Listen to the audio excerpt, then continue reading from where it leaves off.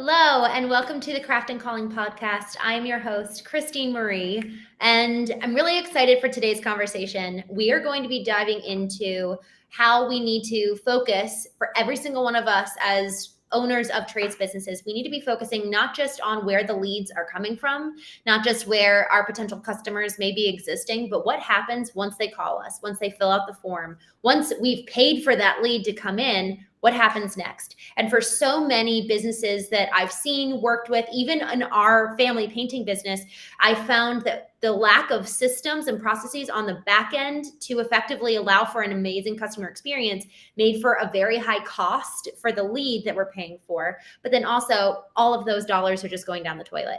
And so I can't think of anyone better to talk about this than the one and only Leandra Grenier-Green, and actually my co-founder of Foundation First Marketing. And so Leandra has worked as COO at the #1 Google Ads agency before coming over and co-founding this business with me, and has worked with a number of trades businesses herself. She's led her teams to allow for incredibly successful and impactful Google Ads campaigns, YouTube campaigns, search campaigns. And what she's seen and experienced for all of these clients, as well as for many other industries, is what ultimately positions her to be able to get really specific today to help us understand what the customer experience needs to look like on the back end based off of all of the leads and dollars that they've invested on the marketing side. So Leandra, so happy to have you. Thank you for joining us today. Thank you for having me. I'm so excited to be here. I feel like we are chatting all the time, but now we're on camera. This is great. Yeah, this is fun. We're being official here. So I love it. Leandra, I heard a story about one particular foundation repair company that was a client of yours in the past. And frankly, they were actually going to stop spending on Google Ads with you guys because they were experiencing a really low conversion rate with the leads that were effectively that your team was sending them. But then there was a little bit of a turn of events when you guys really dove into why that was. Can you share a little bit about that story? Yeah, this actually happened a few times with lead generation clients. So with marketing, there's lead generation or e-commerce. E-commerce is so easy to see where the money's going because you get a sale. But with lead generation, especially with service providers, the marketing dollars go towards getting them a phone call or a form fill. So for this particular client was a foundation repair company, quite a large one. They service multiple cities, multiple geographies, and they were spending a significant amount of money on Google Ads. So they trust us with the money to spend it to get them clients. And we did everything we could to do that. And on our end, we saw really, really good results. We saw we're giving you all these phone calls, we're giving you exactly what you want. But on their end, it wasn't translating into sales. So they were ready to pull the plug. They didn't see the value that we were providing, even though we had all the data to show them exactly what they wanted was what was happening. So at that point, we knew we had to dive into the actual phone calls to show them exactly what they were getting. So we use a call tracking software called Call Tracking Metrics, but there's multiple different ones out there that was recording all of the phone calls that came from the ads directly. And we had a team go through, listen to all the phone calls, make a report, and kind of rate them on a rating system of 1 star being low quality lead, 5 star being high quality lead. And as we were going through this assignment of going through hundreds of phone calls that we were generating, we saw a trend that the scripts that were being used to kind of sell on that phone call were not very effective or were not followed properly. And this particular client was quite large, so they had a whole team of people answering the calls, and there was no consistency, and the sales were just being kind of left on the table. So we put the recordings together, shared it with the executives who were about to make the decision, and showed them, hey, look, we're doing our job. Your team isn't doing their job. And it was a huge eye-opening moment for them. They realized that they had a lot of work to do on their end to train their team on how to close the leads and how to really make value out of those calls. That's so good. It really is wild. You know, we think about, and a lot of the teams that we both have worked with Foundation First, we've seen a lot of time, effort, energy goes into training the sales team. Mm-hmm. You know, how do you close when you're on the job? When you're, I mean, I even sat in the back for one of our clients.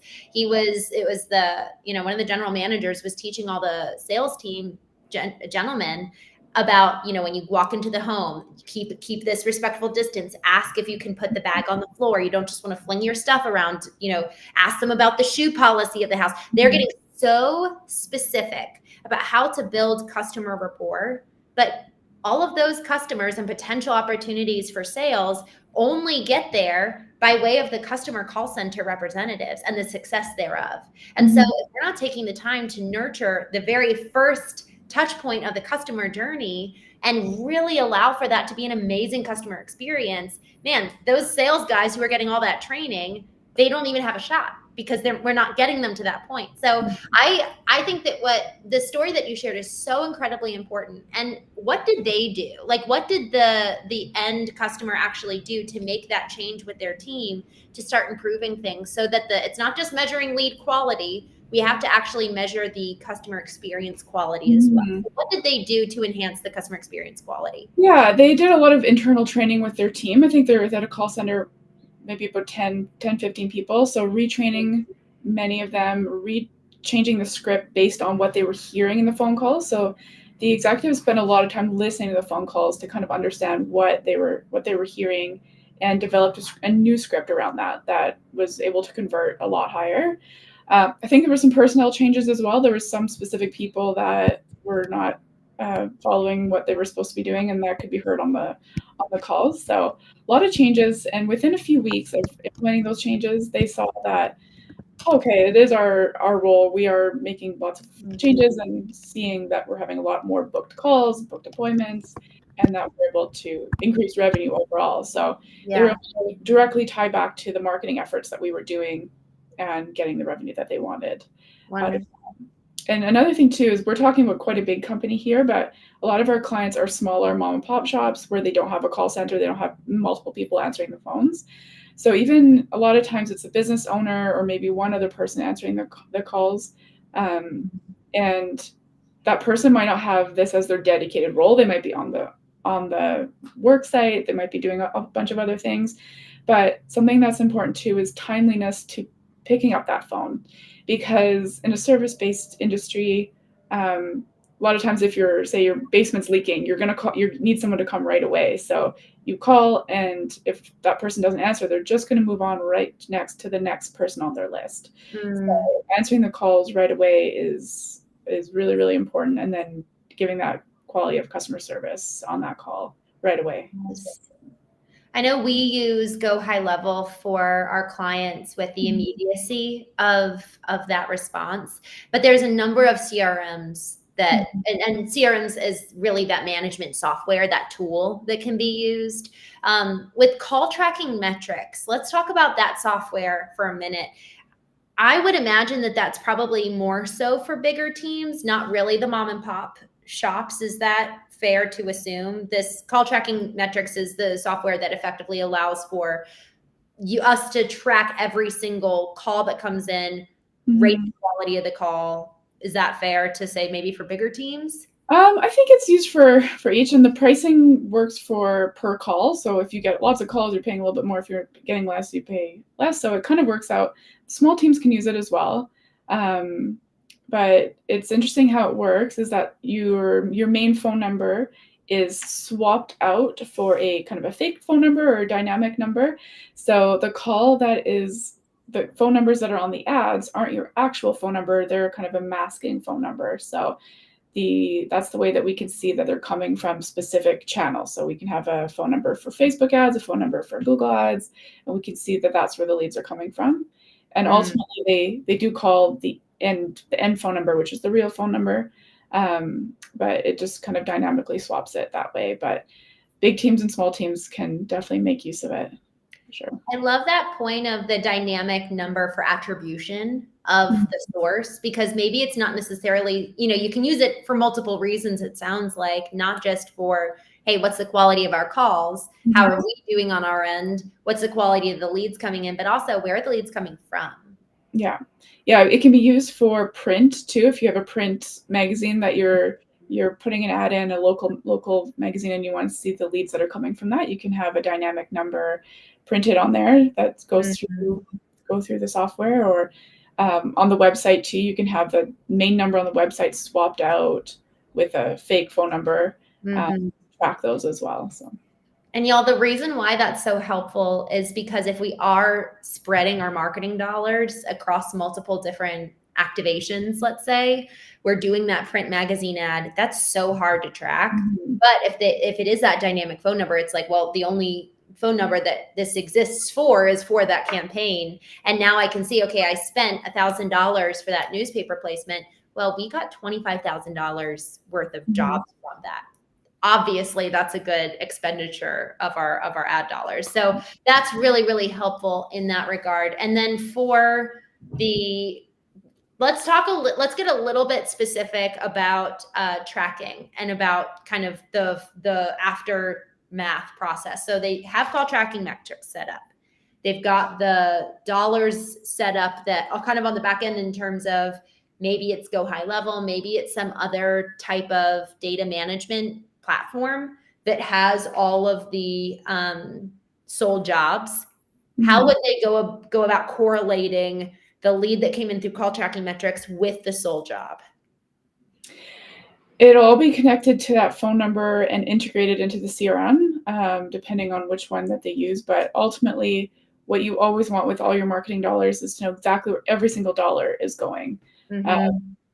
so once it's all connected in the back end, and that's a very vague answer, but it really depends on which systems you're using. But you'll be Yeah. able to see, I spent X amount of dollars, got this amount of leads from this channel, and know exactly where your money's going and the value that you're getting from it. Good. And I know as well, regardless of what system you're using to track your sales, you can always do a match back with the name and address of the customer too. You Mhm. can do it by the name of the customer because call tracking metrics will say first name, last name, and then are you the customer's unique phone number that they called from. And Mhm. then does call tracking metrics include the address of the customer? No, it just has whatever publicly listed information there is from Okay. phone lines. Yeah, so if Okay. some people choose to have their name private, you won't see that, but anything public will be listed on there. Perfect. And then you can obviously use the phone number that they called from to match back with the sales Yeah, report. exactly. And another interesting thing about call tracking metrics specifically, and I'm sure other systems do it as well, is that the 5-star lead, so whatever you tag as a 5-star lead, whatever it becomes a sale, you can tag that internally in the system. And then you can add that report back into Google Ads and ask it to give you more of those type of leads. So it's just another way to hyper segment Mhm. and focus on getting the right kind of leads again and again, so that you're not just Yes. wishing for things. You can use actual data to get those. Leander, that's huge. And guys, we're getting a little technical. So bear with us now. We're getting a little bit technical into some of the things that we do on the Google Ads management side for clients. So having call tracking metrics set up and having the ability to tag the 5-star and the 1-star is Mhm. effectively taking that data and feeding it back into Facebook, back into Google and saying, we want these customers and we also don't want these. Like, Mhm. take the bad calls and segment them out. And it could be bad calls by way of, man, these people are actually out of territory. So they got a 1-star. That helps us further segment down based on the data. So we want to give data back to advertising platforms to really help continue to narrow down and help our dollars to be most efficient. Yeah. Anything else there before we move on? No, that's it. I know we've been talking about a lot about call tracking metrics specifically, but there's so many other platforms that do this. Go High Level, some CRMs do it internally as well. So Go High Level is an internal call Yes. platform, but there's lots of options. Yeah, that's so good. And then with lead scoring, I want to talk about that just for a quick minute before we move on. Being really clear with your call center about what quantifies or qualifies a 1 through 5 Mhm. star rating. That the more specific we are with, and this is talking a little bit more to larger teams, not the mom and pop shop where it's you or maybe one other person answering the phone, Mhm. because frankly, it's just who has time for that when you're that busy. But allowing for there to be clearly outlined lead scoring that then everybody's on the same page. Because one of the problems, Leandra, that you identified with this client, that you guys were giving them all the leads. You were fulfilling on it. They had the opportunity to be backfilled out for weeks on end, but there was a lot of inconsistency in the way that people were not just answering the phones, but the scripts that were being used. And I would imagine also the manner in which they were weighing and measuring the quality of the lead in and of themselves. And y'all, just finally, I really want to drive this point home. Invest in your call center. Invest in training them. Some of the call centers that I've seen, even if it's 3 ladies, even if it's 2 people, invest in your team who's answering the phone, because they are the first experience with your brand. They're the first ones. They're the first touch point. And so really it's, how do we want our customers to feel when they call us? So this is ultimately a branding question when it comes to the emotion. We want people to feel, but a really strong brand leaves them with an emotion when they interact with them, whether that emotion is, oh my gosh, I might actually get my problem solved, like what relief, that's a relief feeling. And then others is like, oh, I feel like I can really trust them. They seemed really educated. So then that's another question for your call center reps. Do they actually have the knowledge about the product that they need in order to sell it well? So I would really encourage you guys, if you haven't done this before, I will sometimes call in and use a different name or something, just to move through the whole experience. Yeah, it's really good to get that experience, or even have like your dad or mom or brother, sister, friend call and then listen to what the experience is like if you guys don't have a recording set up for you to listen on the back end. And then one last note here. So we were actually launching in a new territory for one of our foundation repair clients, and it was not being as successful as we wanted to see. And it was the same kind of thing where we were actually getting a lot of leads, but we weren't closing appointments. So we need to not just be looking at, are we closing sales, but are we closing appointments based off of all the calls that we're getting and forms that are being filled out too. And so what I found was that I went in and I listened to the calls and found that a lot of the calls were being made after hours from this one particular territory. So it was a suburban area, right? So a lot of people are working 9 to 5, and the call center was literally 8:30 to 5:30. So there was only like a little bit of a window of time for those 9 to 5ers to call and actually talk to a real person. So I went in and I listened to the recordings. What I found was that they had duplicate voice messages set up. So it was 30 seconds of one and then 15 seconds of another. So it was only until, I think it was 43 seconds in, could the customer actually leave a voice message. They were bouncing and jumping up, hanging off the phone at 30 seconds in. Who wants to, and especially when they heard it repeat again, it's like, okay, I'm done. They're hanging up. So do that process of calling to speak with your live agent, but then also calling to listen to the voice message. What is really the whole experience that someone's going to get? What's the emotion that they're going to feel? Because having a double voice message box set up, I'm probably going to feel frustrated by the time I actually get to leave my message. And then you just call the next company, your competitor, and go with them because they answered better. They had a better experience. Yeah, putting yourself in the shoes of your client is so important. It seems so simple, but just move yourself along the customer journey, see exactly how you would feel if you were that customer. And it's shocking sometimes the experience that you think is going all well, and if you're not auditing it every once in a while, it can be very interesting. We've had a lot of clients too who thought they had the greatest customer service team, everything was great, and then when they did these audits or they were listening to the phone calls, they realized that they were just going to the competitors, or they were not selling their business. They were just kind of offloading it to a competitor if maybe they were too busy, or if that person was calling to ask for the competitor, and the client and the customer service rep, instead of saying, no, we're not that client, but we do the same thing, they would just give them the competitor's phone number and just kind of lose sales so easily. So do some audits once in a while is very important. I love that. And I'm glad you brought that up, Leandra, because one of the customers that we've worked with in the past, they actually set up incentives for their call reps, call centers. Effectively, for every single booked appointment, you get $1 or $2 or $3 or whatever it is, so that it's not just the salesman who gets some semblance of commission, but they do too. And then it's not just a booked appointment, but it's an actual, what did they call it? It was effectively an accomplished appointment. Something, I forget exactly what the term that they used, but it's not just booking it, because the next step is keeping the appointment on the schedule. That we keep them long enough so that they don't cancel it. Because one of the things that I was looking at with another client a year ago, I was looking back at the data for I think it was 2023 I was looking at the beginning of last year. And I was like, y'all, we had 11% of our total customers canceled their projects. This was sold customers. 11% of our sold customers we had to give money back to. What happened? And I got so upset about that. But no one else was looking at that data, because they're like, oh, well, we sold the job. Canceled appointments, canceled jobs are so incredibly important for us to look at in terms of data. It's almost like, Leandra, I think that this might be good for us to have for even just, foundation repair, foundation first marketing, where it's really talking about the foundations of your business, getting all of the foundation in place, set up so that you can run your business successfully.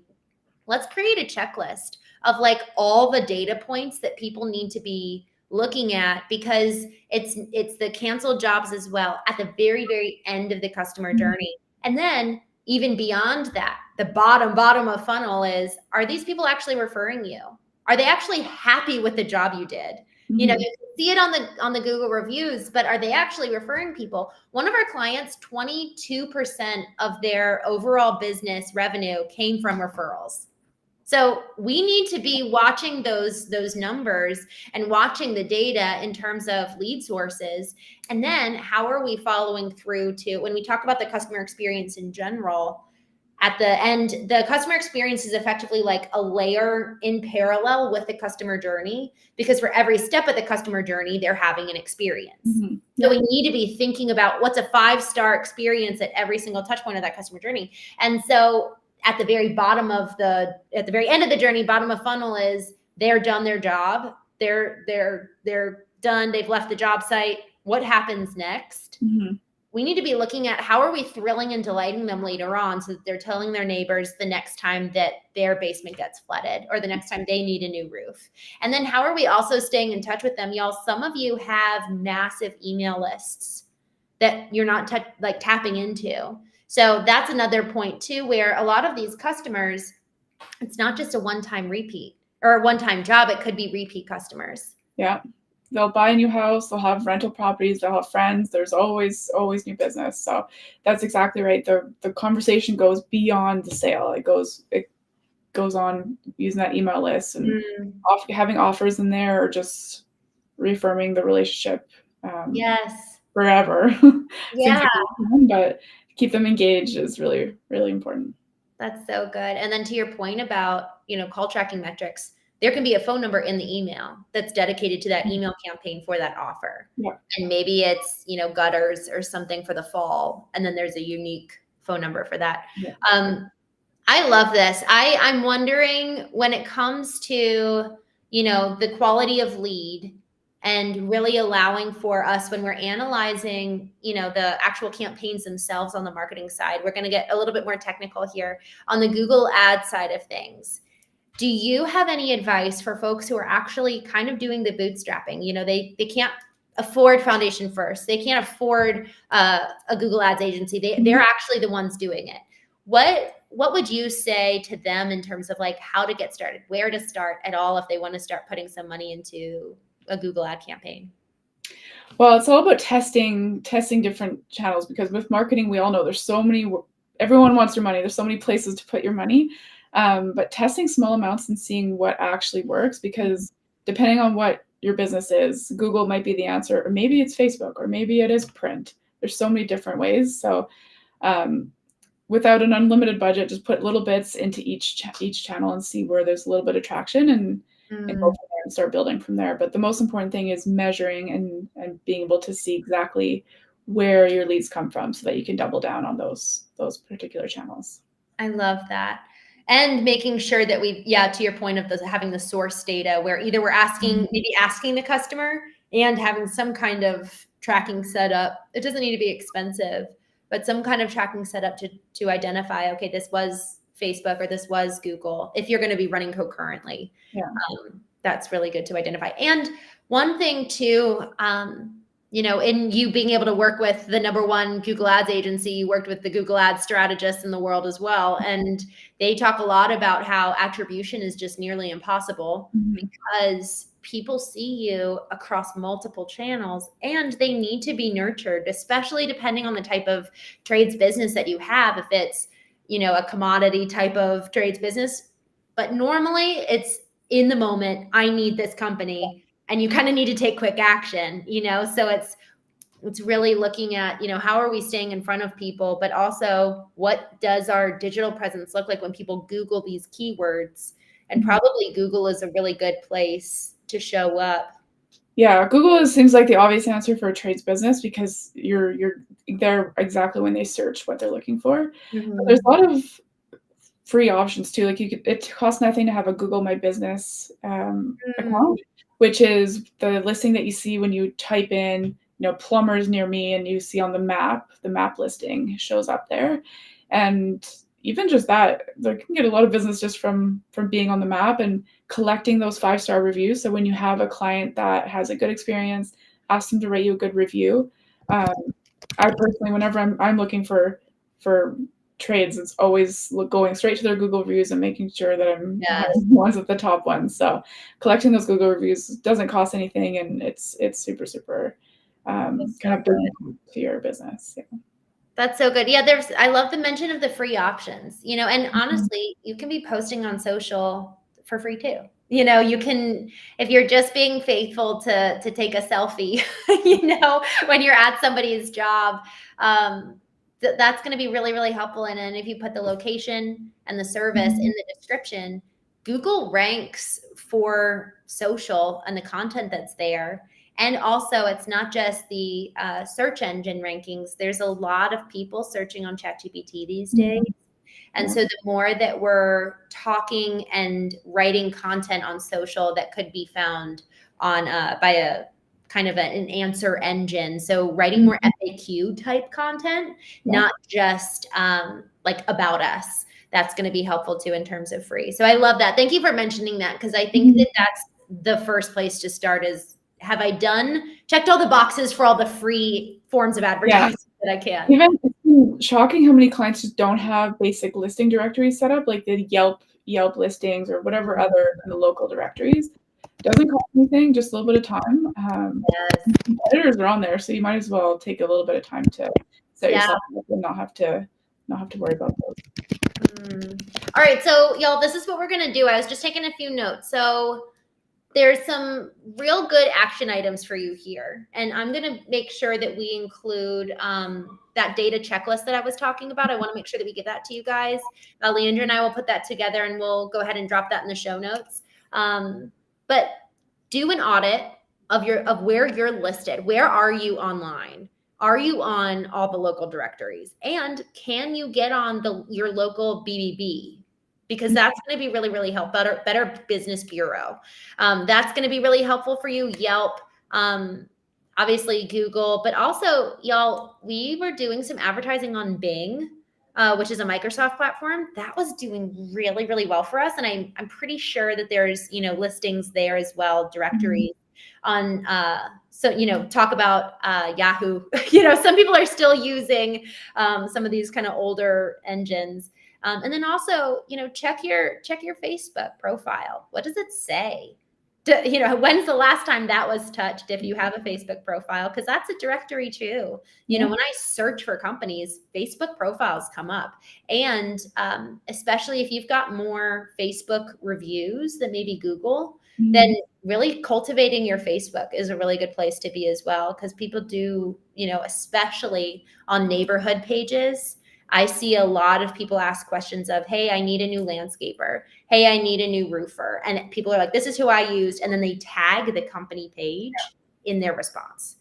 So that will be helpful. And then the last thing here that we talked about already, do that audit. Call yourself. See what happens. Call during hours, after hours. And then Leandra, you mentioned this right at the beginning. And y'all, we've talked about this a number of times on this podcast, but set up the automated text response, set up the automated email response, because if you have that set up, that could prevent your your potential customer from going to your competitors if you just give them instantaneous connection, especially if you're small and the calls are kind of waiting on you. We all need that. So Leandra, thank you so much. Anything else that you'd want to add to this before we jump? No, I just think it's so great that there's so many home services companies out there that need a little bit of help, but the service that you're providing is really, really great. We just need to get the word out there and get all the clients. But like I said, there's lots of free options, and then once you tap those out, then there's some paid options. But yeah, good. I love it. And last final audit. I know that there's a lot of audits we're talking about. Check your customer journey. What are you doing at the bottom of the funnel to make for a really good experience that encourages people, our customers, to become advocates? That's the cheapest form of marketing you can have. So with that, Leandra, thank you. So appreciate